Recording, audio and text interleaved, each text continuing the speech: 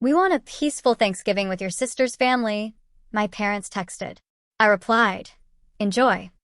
They had no idea I'd invited everyone else to my new French villa. But when they saw the photos, okay, prepare yourself. Because what I'm about to tell you, it shattered everything I thought I knew about family. Can you imagine receiving a text message that basically says, "Hey, we love you, but please don't come to Thanksgiving this year? We just need space"? Yeah, that happened. And what I did next, well, it changed everything. Hi, I'm Cassandra, 32 years old, and until last month, I honestly believed being the reliable daughter meant something. But then came that text. 6 words that obliterated 2 decades of carefully constructed appearances. "Maybe you could skip this one. We need space." My reply? A single, potent word. Enjoy. They had no idea I'd just bought a stunning villa in France, or that I was about to host the Thanksgiving celebration they'd regret missing for the rest of their lives. But before I dive into that, hit that like and subscribe button if family drama stories make you feel a little better about your own holidays. Let me know where you're watching from in the comments below. Growing up, as the eldest, I always felt the weight of expectations. My relationship with my parents, Linda and Robert Miller, was close but complicated. I was the one who checked every single box. Straight A's, college scholarships, a career that actually paid the bills. Yet, somehow, the spotlight always found my younger sister, Melanie. She was 5 years younger, effortlessly charming, and perpetually, desperately in need. While I worked 3 jobs to put myself through college, my parents paid Melanie's full tuition. When I scrimped for 2 years to buy my first car, they surprised Melanie with one on her 16th birthday. The pattern was clear, but I kept telling myself it was just my imagination. "Cassie, you know your sister needs more support," Mom would say whenever I pointed out the disparity. "You're just so independent and capable." Being labeled capable became both my superpower and my curse. It meant I was taken for granted while Melanie was celebrated for the smallest things. When I graduated with honors from Boston University, my parents came, but left early to help Melanie move into her new apartment. When I got my first promotion at 25, the family dinner celebrating my success somehow turned into a planning session for Melanie's wedding. Despite all this, I tried to maintain our family ties. Weekly calls, holiday appearances, emergency support whenever needed. I was the one they called when Melanie's husband, Tom, lost his job, helping them with rent for 3 months. I researched schools when my nephew had learning difficulties. Always reliable. Always there. Always in the background. Last year, everything changed professionally for me. After a decade at Nexus Technologies, I was promoted to Executive Vice President of Product Development. The position came with stock options, a significant salary bump, and new responsibilities I'd worked tirelessly to earn. For the first time, I felt secure enough to indulge a long-held dream, owning a piece of the French countryside I'd fallen in love with during a college semester abroad. The villa wasn't an impulse buy. I'd been saving and researching for years. When a 300-year-old stone farmhouse with a small vineyard hit the market in the Dordogne region, I just knew it was mine. The closing happened fast, and by October, I was the proud owner of Villa Cassandra.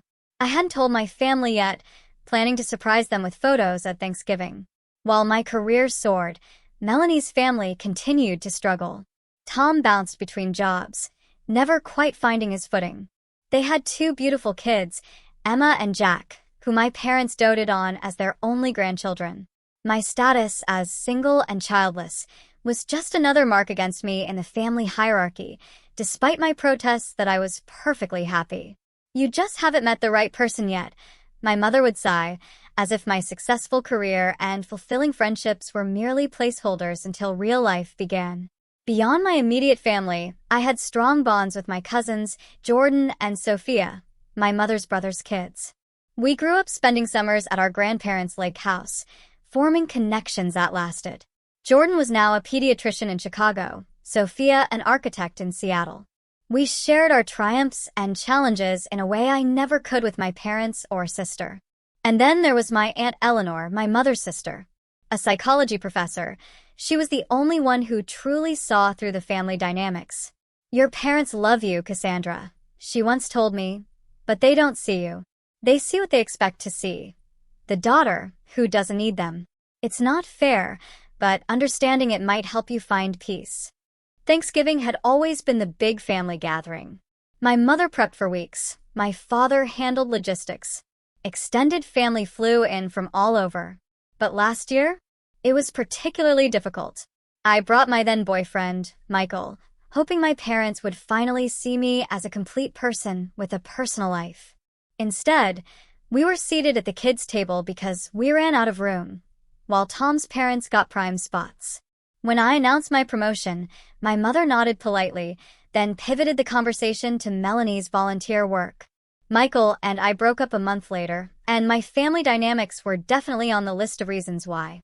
Despite everything, I still looked forward to this year's Thanksgiving. With my new villa and career success, I finally had something tangible to show my worth. Maybe this would be the year they finally saw me. And then came that text message. It arrived on a Tuesday morning, just 2 weeks before Thanksgiving, as I was getting ready for a board meeting. My phone chimed with my mother's custom tone. I smiled, expecting our usual check-in. Instead, I read, "Hi, sweetie. Dad and I have been talking, and we want a peaceful Thanksgiving with just Melanie's family this year. Maybe you could skip this one. We need space. You understand, right? Love you." I stared at the screen, rereading it 3 times, my hands trembling as I set the phone down. The board meeting forgotten. A tidal wave of emotions crashed over me. Shock, hurt, searing anger, and then a strange, unsettling clarity. This wasn't new behavior, just the most blatant example yet. I scrolled back through our texts, seeing the pattern with fresh, painful eyes. "Last Christmas, we're doing gifts for just the kids this year. Don't worry about bringing anything. My birthday in March. We might be a little late to dinner. Melanie has a parent-teacher conference." Every conversation, every interaction, always circled back to my sister's life, her needs. The flashbacks came unbidden.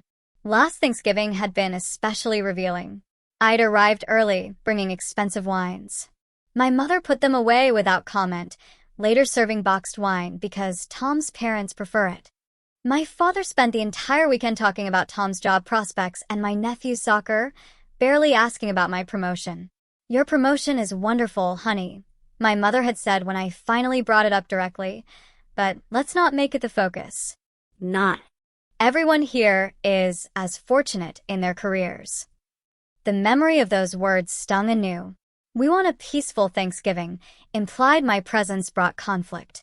Just Melanie's family drew a harsh line between who is essential and who is optional. "You understand, right?" Assumed my continued, compliant acceptance of being sidelined. Dr. Warner, my therapist, had been gently trying to help me see these patterns. Just last week, she'd posed a question that echoed in my mind. What would happen if you prioritized your own needs the way your parents prioritize Melanie's? My first impulse was pure hurt and rage. My fingers flew across the keyboard.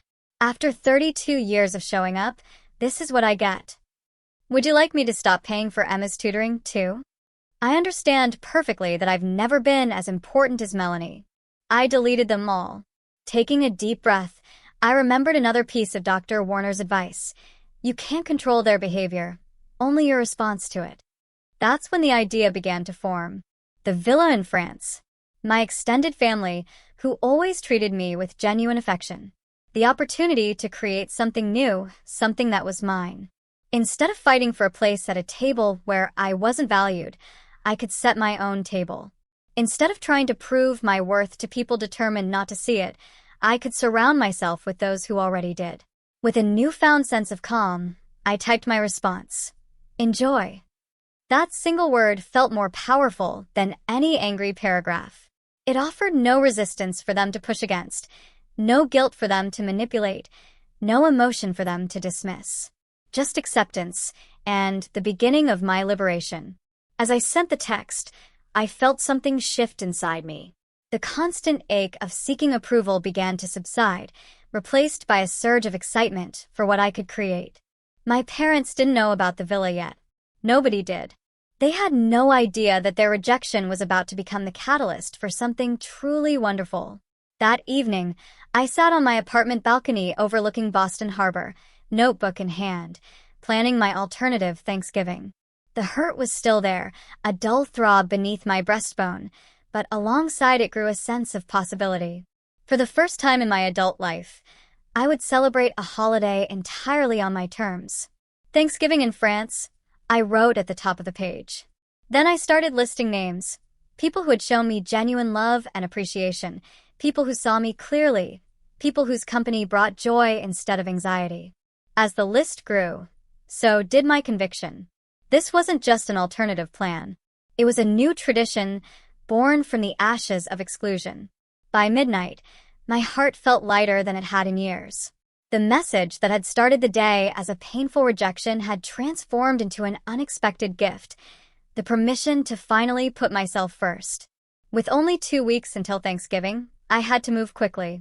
The next morning, I started making calls, beginning with Aunt Eleanor. "They did what?" she exclaimed when I told her about my parents' text. "Oh, Cassandra, I'm so sorry. That's beyond thoughtless."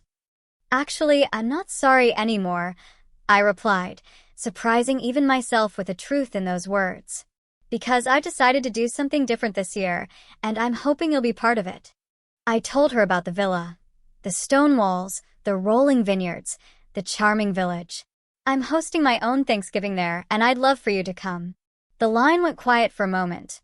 Then Aunt Eleanor answered, her voice thick with emotion. "My darling girl, I would be honored. And may I say how proud I am of you right now." That first positive response gave me the courage to continue. I called Jordan and Sophia next.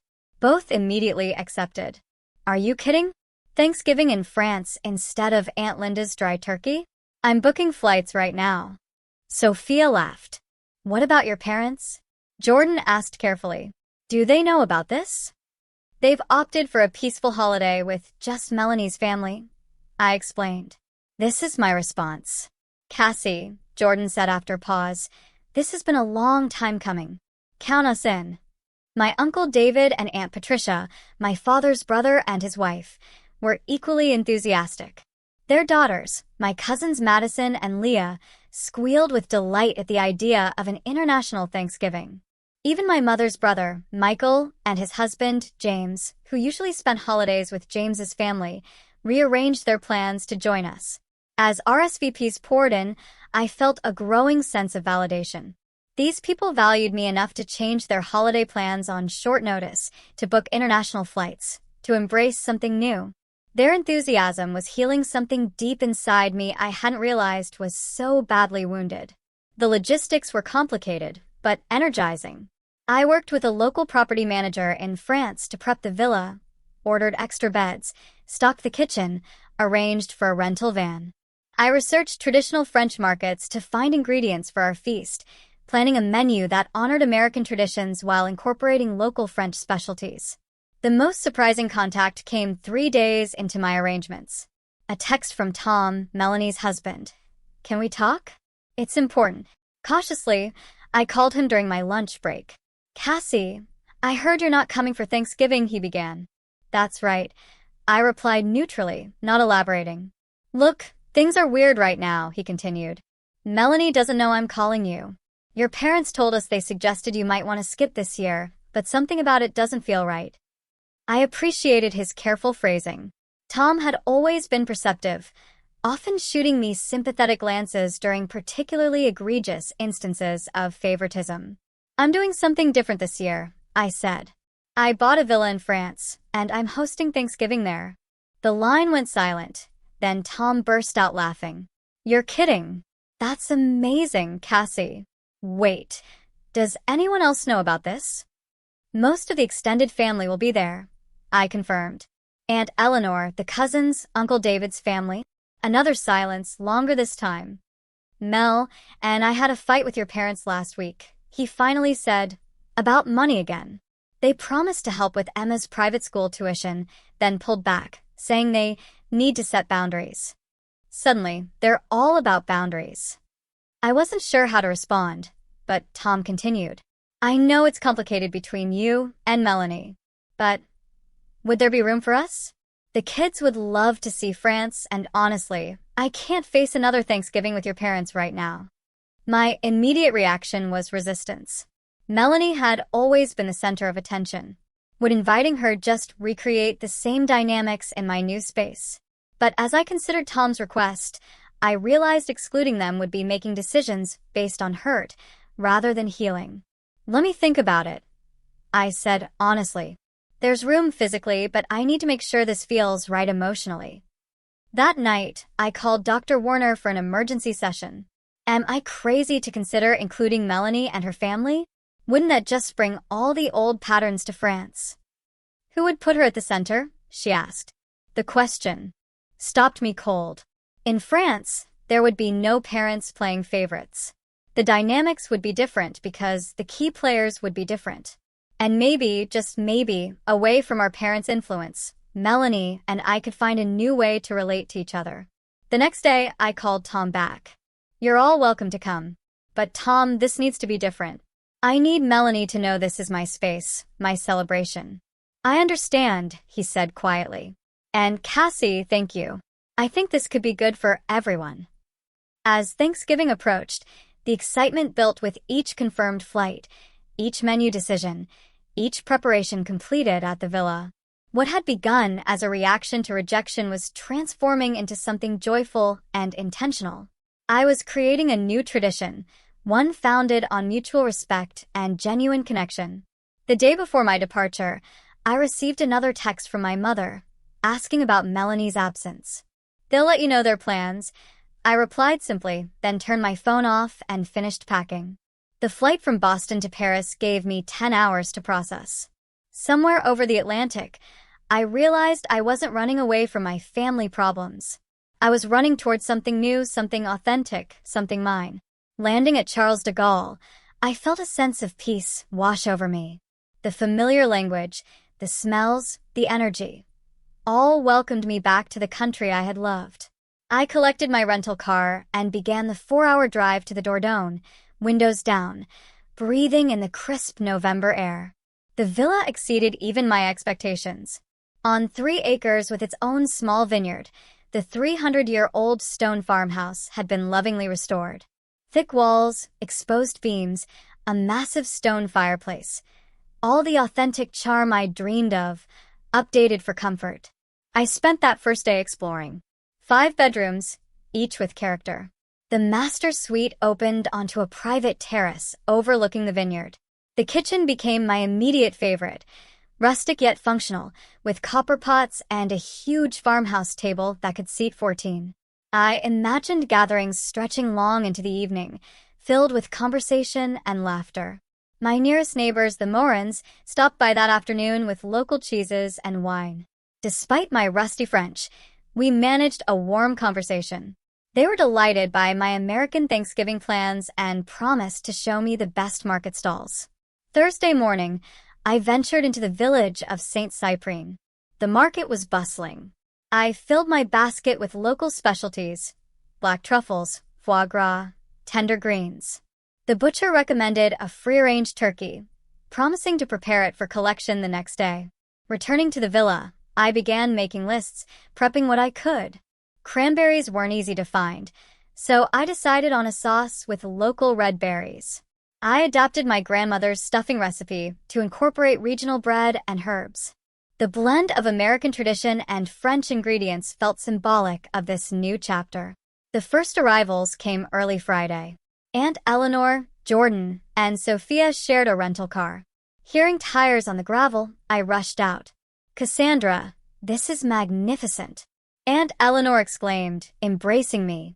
You've created something truly special here.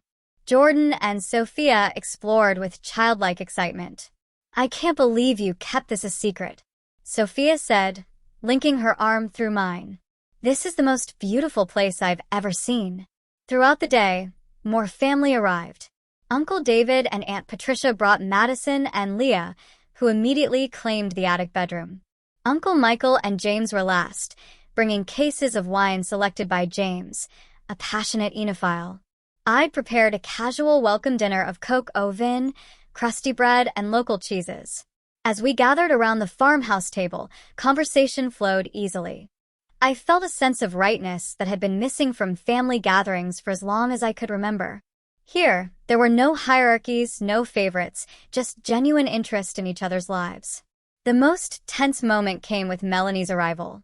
Tom had rented a car big enough for their family. They pulled up just as the sun was setting, casting a golden glow over the vineyard. I stood on the front steps, watching their approach with a mixture of hope and apprehension. Melanie emerged first, her expression unreadable. We hadn't spoken directly since my parents' text. For a moment, we just looked at each other across the gravel driveway. Then Emma and Jack burst from the car, breaking the tension. "Aunt Cassie," they shouted, running toward me. At 9 and 7, they were still young enough for uncomplicated affection. I knelt to hug them, then straightened to face my sister. "Welcome to Villa Cassandra," I said simply. Melanie stepped forward, her eyes taking in the property. "It's beautiful," she said quietly. Then, with visible effort, "Thank you for including us." It wasn't an apology or an acknowledgement of past dynamics, but it was a beginning. I nodded, then turned to help Tom with the luggage. That evening, I gave everyone a tour. The villa came alive with exclamations of delight. Emma and Jack were ecstatic about sharing the attic with their older cousins, Madison and Leah, who promised to teach them card games and help them practice French. We ended the tour in the kitchen, where I'd laid out local cheeses, bread, and wine for an impromptu snack. As we gathered around the farmhouse table, Uncle Michael raised his glass. "To Cassandra," he said, "for bringing us together in this beautiful place. I think this might be the start of a new family tradition." As glasses clinked and smiles were exchanged, I caught Melanie watching me with an expression I couldn't quite read. When our eyes met, she didn't look away, but raised her glass slightly in acknowledgement. It was a small gesture, but in that moment, it felt significant. Later, as I prepared for bed, I realized I hadn't checked my phone all day. When I finally did, there were 3 messages from my mother, all asking about Melanie's travel plans. Not one mentioned me or wondered where I was. The old familiar hurt flickered briefly, but this time it was quickly replaced by something else: gratitude for the genuine connections I was experiencing with the rest of my family. Setting my phone aside, I stepped onto my terrace and looked out over the moonlit vineyard. Tomorrow would be Thanksgiving, and for the first time, I was truly looking forward to it. Thanksgiving morning dawned clear and crisp. I woke early, before sunrise, and slipped downstairs to start the coffee.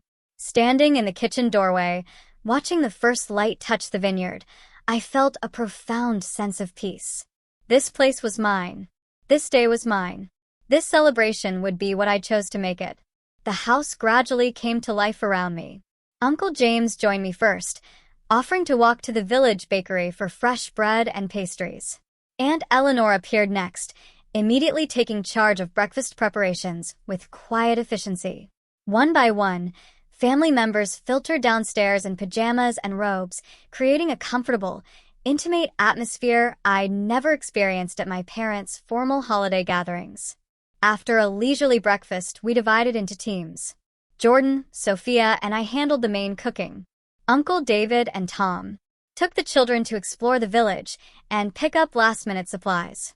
Patricia and Melanie worked on setting the long harvest table in the dining room, while Uncle Michael and James arranged a drink station and built a roaring fire. The kitchen became command central, filled with delicious aromas and lively conversation. I showed Jordan and Sophia where I'd stored the ingredients, and we began preparing dishes together. The turkey, collected from the butcher, was seasoned with herbs. Jordan tackled the mashed potatoes and gravy.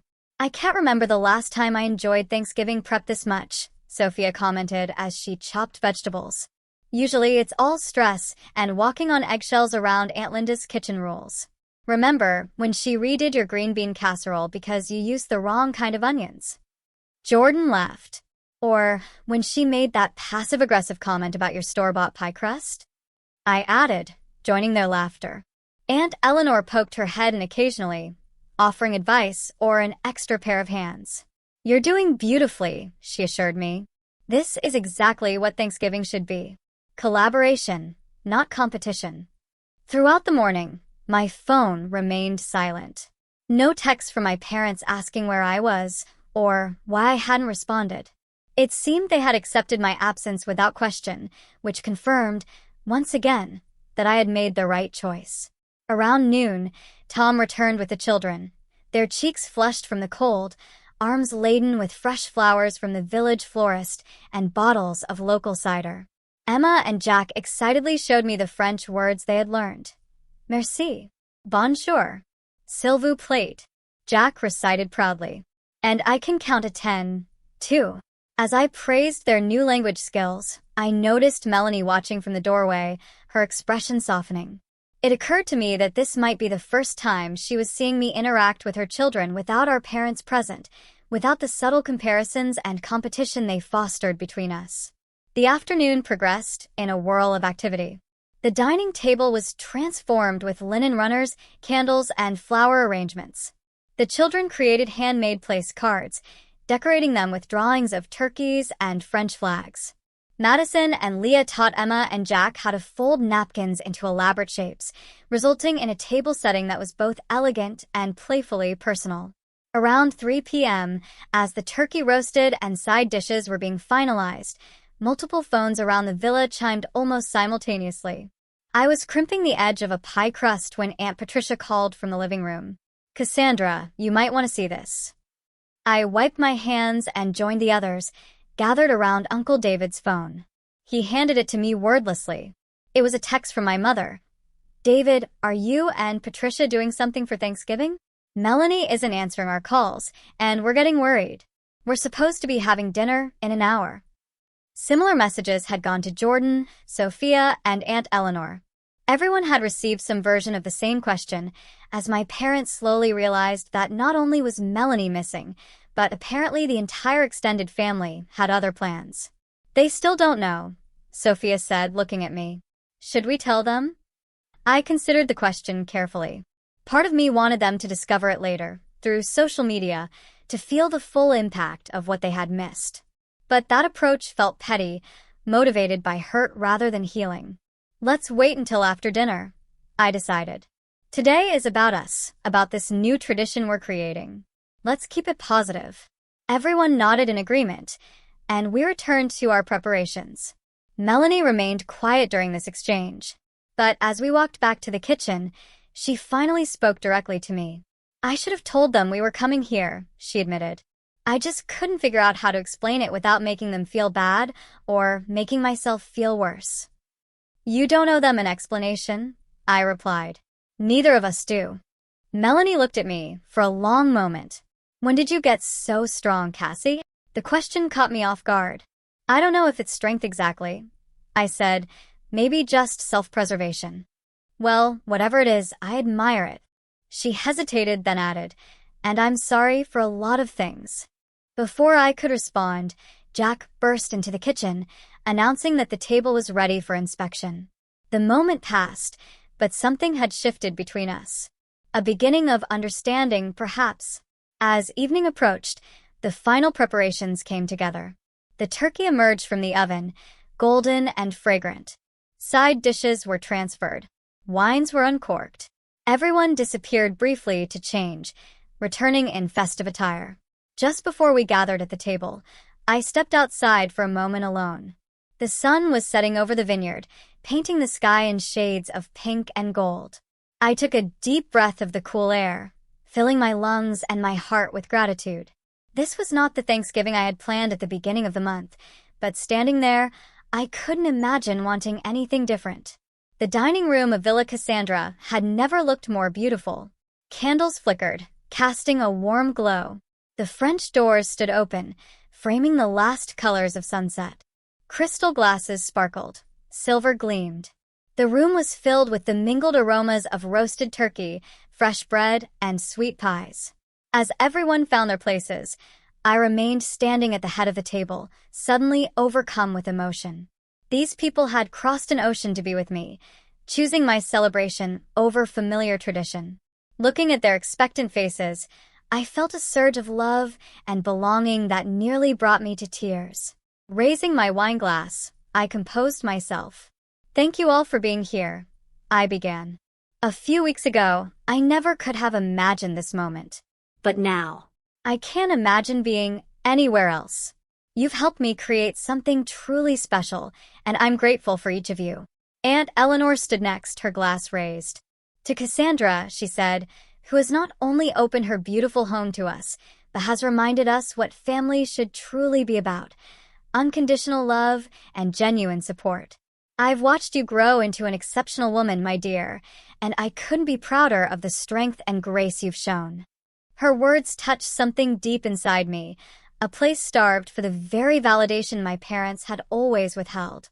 to be seen. To be acknowledged. To be celebrated for who I was, rather than what I could provide. It was healing in ways I hadn't known I needed.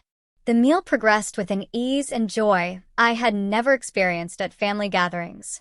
Dishes were passed, compliments exchanged, conversations flowed. Jordan shared stories about his practice. Sophia described her latest architectural project. Uncle Michael and James entertained us with tales from their travels. When the turkey platter reached Melanie, she served her children first, then turned to me with an unexpected smile. "This is the most delicious turkey I've ever had at Thanksgiving," she said, loud enough for everyone to hear. Mom would be jealous. The table went momentarily quiet, then erupted in laughter. The tension broken. Others began sharing their own stories of previous Thanksgiving disasters. Remember when Aunt Linda refused to let anyone help, then complained for months about how no one helped? Uncle David chuckled.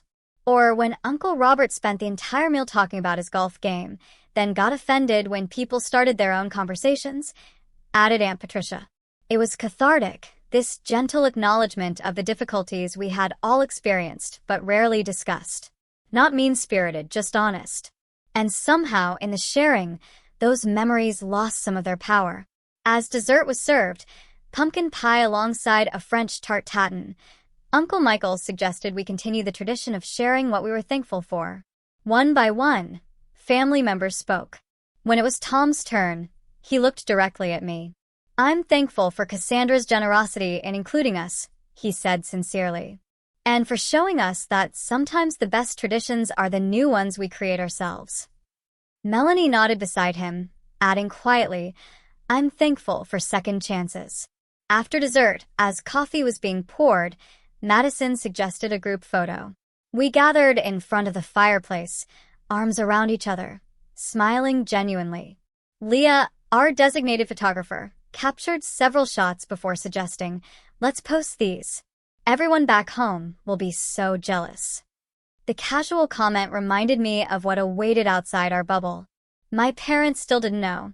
As if on cue, Melanie's phone rang with my mother's ringtone. She glanced at me questioningly. I nodded, knowing this moment had to come. Melanie answered, putting the phone on speaker. "Hi, Mom." "Melanie, where are you?"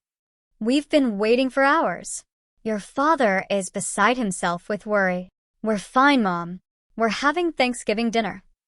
"What do you mean? You're supposed to be having Thanksgiving with us." "Where are you?" Melanie took a deep breath.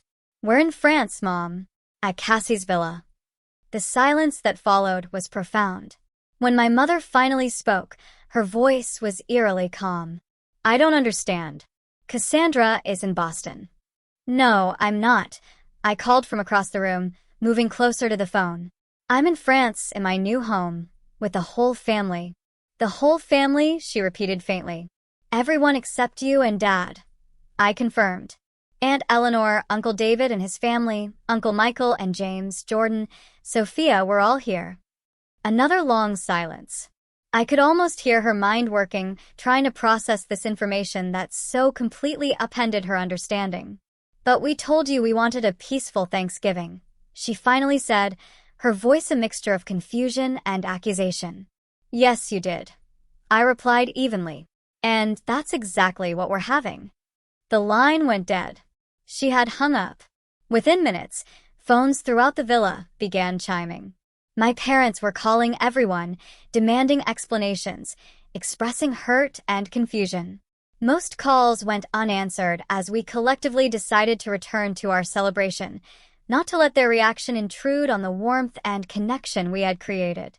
Later, as family members dispersed, Leah approached to show me the photos she had posted. They were beautiful captures: the elegant table, the joyful faces, the vine-covered stone walls. She had captioned it simply, "Best Thanksgiving ever. Hashtag French Villa Life, hashtag New Traditions." Comments were already accumulating, friends and acquaintances expressing admiration and envy. But the one that caught my eye was from my high school friend, Alicia. "Does your mom know you're all there without them?" Bold move, Cassie. It was happening. The carefully constructed narrative my parents had maintained for years, that we were a close, happy family with them at the center, was being challenged publicly. Their social circle would see that their entire extended family had chosen to be with me instead. "Are you okay?" Aunt Eleanor asked, finding me alone on the terrace a while later. "I am," I replied, realizing with surprise that it was true. It's strange. I thought I'd feel vindicated or triumphant. But mostly, I just feel peaceful. She nodded, wrapping a shawl around her shoulders against the evening chill. "That's how you know this was the right choice. Decisions made from spite bring satisfaction, but never peace."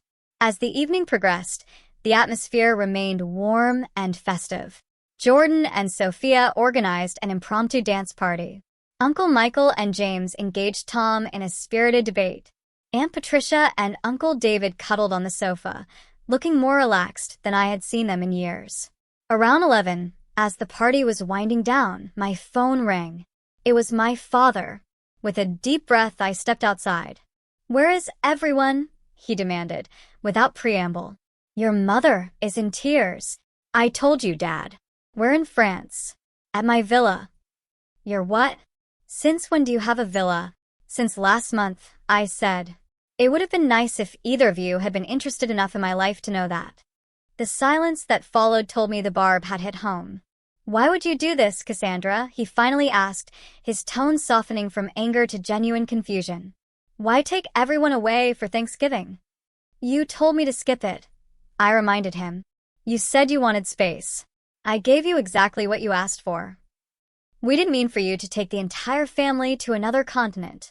What did you expect me to do, Dad? Sit alone in my apartment eating microwave turkey while you had your peaceful dinner with the family members you actually wanted there?" His sigh was heavy with the first hints of recognition. "It wasn't like that." "It was exactly like that," I replied, my voice steady.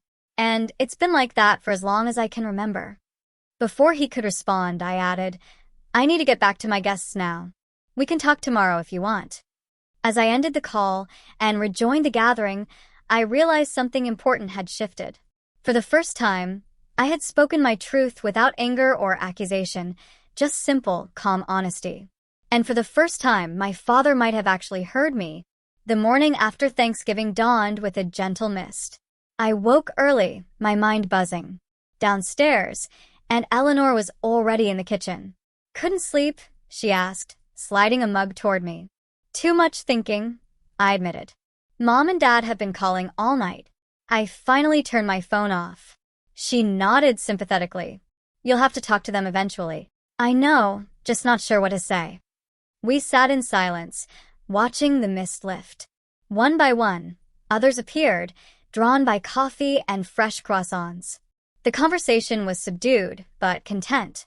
Around mid-morning, as I was helping Emma and Jack build a fort, Melanie approached with my phone. "It's been ringing nonstop," she said. "Maybe we should just get this over with." Taking a deep breath, I nodded and accepted the phone. "I'll take it in the study." My mother answered on the first ring. "Cassandra, finally. We've been trying to reach you all night." "I know, Mom. I needed some space." The irony of echoing her words wasn't lost on me. "We need to talk about what happened yesterday," she continued, her voice tight. "Your father and I were completely blindsided. Do you have any idea how hurtful it was to discover that the entire family was together without us?" The old guilt reflex kicked in immediately. A lifetime of patterns couldn't be erased overnight, but it was progress. As the next Thanksgiving approached, planning began early. My parents accepted the invitation to Villa Cassandra with a humility that would have been unimaginable a year earlier.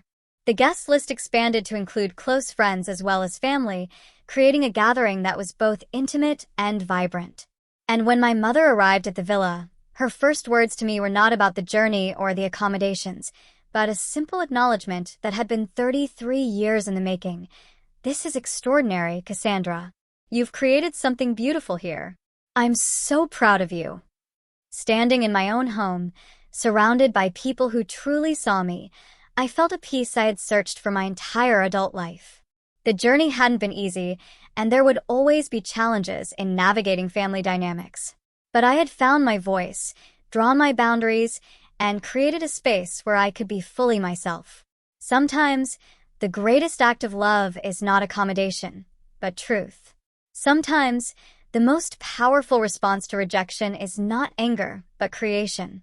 And sometimes, the family we need is the one we build ourselves piece by piece, choice by choice, until we find ourselves at home in our own lives. Have you ever had to create your own traditions when family expectations became too much? What would you have done in my place? Tell me what you think. I really want to know in the comments below.